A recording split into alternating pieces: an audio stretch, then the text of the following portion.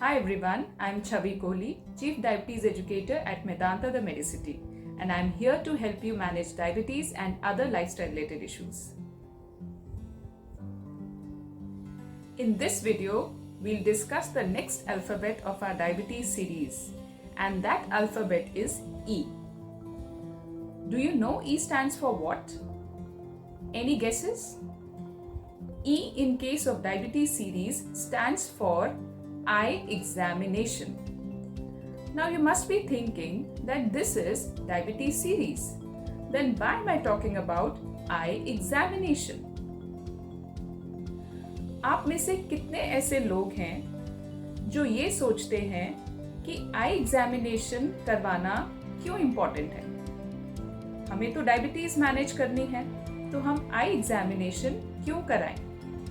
या फिर कभी ऐसा हुआ है कि आपने रिसेंटली अपने ऑप्थेल्मोलॉजिस्ट से आई चेकअप कराया हो और फिर आप अपने डायबिटीज के डॉक्टर से मिले हो और उन्होंने आपको फर्दर आई एग्जामिनेशन कराने के लिए कहा हो?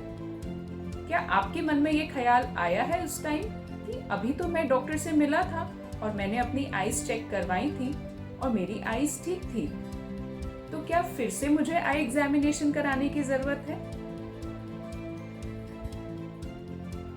आप में से कितने ऐसे लोग हैं जिन्हें डायबिटीज है और वो रेगुलर बेसिस पे अपना आई एग्जामिनेशन करवाते हैं? या फिर क्या आप भी उन लोगों में से हैं जिन्हें क्लियर नहीं है कि आई एग्जामिनेशन रेगुलर बेसिस पे क्यों करवाना चाहिए? या फिर जब आप अपने ऑप्थेल्मोलॉजिस्ट से मिलते हैं तो आपने कौन से स्पेसिफिक टेस्ट करवाने हैं अगर आपको डायबिटीज है तो? अगर आप इन सारे सवालों के जवाब जानना चाहते हैं तो इस वीडियो को एंड तक देखिए।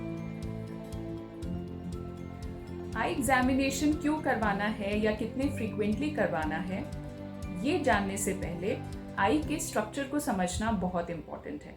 हमारी आईज एक बॉल लाइक स्ट्रक्चर है जिसके फ्रंट पार्ट में होते हैं आई लेंसेज। अब अगर हम अपने जनरल आई एग्जामिनेशन के लिए जाते हैं तो जनरली हम अपने आई लेंसेज को चेक करवाते हैं for different kind of issues.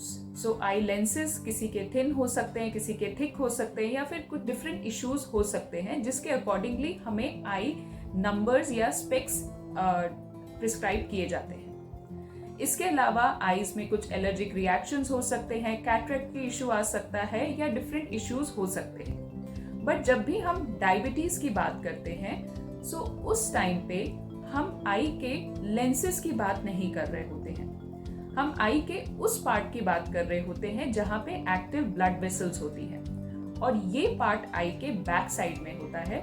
इस पार्ट को कहा जाता है रेटिना। क्या आपको पता है हम जितनी भी इमेजेस देख पाते हैं वो सिर्फ रेटिना के कारण देख पाते हैं? क्योंकि रेटिना हमारी आईज में एक ट्रांसमीटर की तरह काम करता है जिसमें काफी सारे फोटो रिसेप्टर सेल्स पाए जाते हैं। जब भी लाइट हमारे आई लेंसेज के थ्रू रेटिना तक पहुंचती है तो रेटिना इस लाइट एनर्जी को इलेक्ट्रिकल सिग्नल्स में कन्वर्ट करता है और ब्रेन में सेंड करता है। ब्रेन उन इलेक्ट्रिकल सिग्नल्स को रिसीव करके इमेजेस फॉर्म करता है जिसे हम देख पाते हैं। सो अगर हमारी आईज में रेटिना अफेक्टेड है तो ये इमेजेस क्लियरली फॉर्म नहीं हो पाएंगी और विजन इश्यूज आने के चांसेस होते हैं। इसीलिए रेटिना एग्जामिनेशन काफी ज्यादा इंपॉर्टेंट होता है। अगर आपकी डायबिटीज अनकंट्रोल्ड है और काफी सालों से अनकंट्रोल्ड रहती है तो उसके कारण रेटिना अफेक्ट हो सकता है। पर यह डैमेज होता किस तरह से है?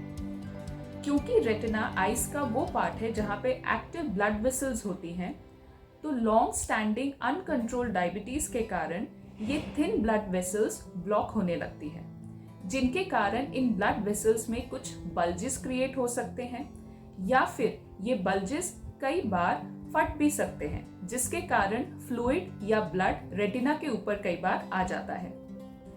जब रेटिना में पाए जाने वाली ब्लड वेसल्स का डैमेज बढ़ जाता है तो ये जो डैमेज्ड ब्लड वेसल्स हैं ये क्लोज हो जाती हैं और कुछ abnormal new blood vessels eyes में फॉर्म होने लगती है, जो आगे चल के विजन को भी अफेक्ट कर सकती है।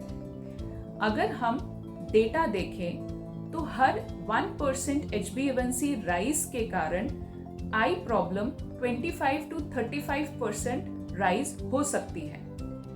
इसीलिए आई एग्जामिनेशन बहुत ज्यादा इंपॉर्टेंट हो जाता है डायबिटीज मैनेजमेंट में। अक्सर लोगों के मन में ये भी ख्याल आता है कि अगर आईज में कोई प्रॉब्लम होगी तो वो तो वैसे ही पता लग जाएगी, अगर विजन में कोई चेंज आएगा तो हमें पता लग ही जाएगा, तो रेगुलर आई एग्जामिनेशन कराने की क्या जरूरत है।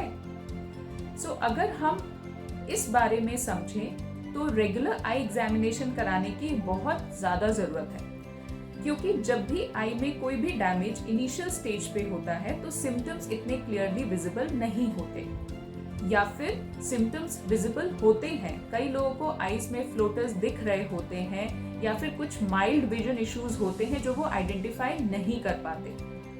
जब तक आप अपनी आई प्रॉब्लम को आइडेंटिफाई करेंगे या फिर उसके लिए एक्शन लेंगे, हो सकता है तब तक आपका आई डैमेज काफ़ी ज़्यादा बढ़ चुका हो। इसीलिए डायबिटीज़ मैनेजमेंट में ये बहुत इम्पॉर्टेंट है कि आप अपनी आईज को रेगुलर बेसिस पे टेस्ट कराएं। ये चीज़ हो सकता है आपने अपनी ट्रीटमेंट के दौरान भी नोटिस की होगी कि आपके डायबिटोलॉजिस्ट या एंडोक्रिनोलॉजिस्ट आपको रेगुलर बेसिस पे रेटिना टेस्टिंग या फंडस टेस्टिंग के लिए बोलते होंगे। आपने अपना आई एग्जामिनेशन रेगुलर बेसिस पे ज़रूर करवाना है, क्योंकि अगर आप उसे पहले ही टेस्टिंग करवाएंगे या रेगुलर बेसिस पे टेस्टिंग कराएंगे तो आप कोई मेजर प्रॉब्लम से अपने आप को प्रोटेक्ट कर सकते हैं। अब बात आती है कि अगर आई एग्जामिनेशन करवाना है तो कितने फ्रीक्वेंटली करवाना चाहिए। तो चलिए देखते हैं कि डिफरेंट सिचुएशंस में आई एग्जामिनेशन को कितने फ्रीक्वेंटली कराने के लिए सजेस्ट किया जाता है।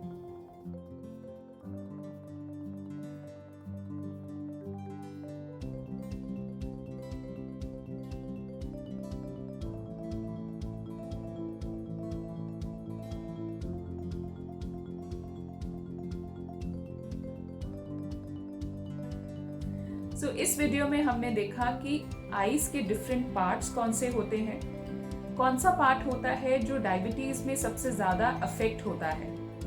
इसके अलावा आई एग्जामिनेशन को कितने फ्रीक्वेंटली करवाने की जरूरत है। अगर आपको ये वीडियो पसंद आई हो तो आप इसे लाइक करें, अपने नियर एंड डियर वंस के साथ शेयर करें और इस चैनल को जरूर सब्सक्राइब करें।